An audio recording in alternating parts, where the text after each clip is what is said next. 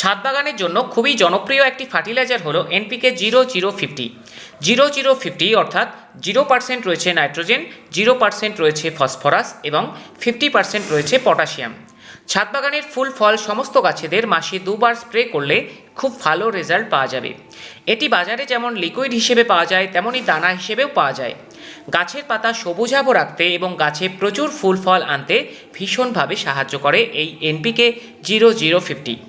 গাছ থাকবে সবুজ, হেলদি এবং ফুল ভর্তি। 1 লিটার জলে 1 চামচ নিয়ে ভালো করে ঝাঁকিয়ে স্প্রে করে দিতে হবে বাগানের সমস্ত গাছে। এটি গাছে যেমন স্প্রে করা যায় অর্থাৎ গাছের পাতায় যেমন স্প্রে করা যায়, অন্যদিকে টবের মাটিতেও প্রয়োগ করা যায়। এটি স্প্রে করতে হবে সকালে সূর্য ওঠার আগে কিংবা বিকেলে সূর্য ডোবার পরে। যাদের বাগানের ফুল ফলের গাছের ফুল কম হচ্ছে কিংবা গাছ সবুজ হারাচ্ছে তারা অবশ্যই স্প্রে করুন এই এনপিকে 0050। ভিডিওর সঙ্গে থাকার জন্য ধন্যবাদ।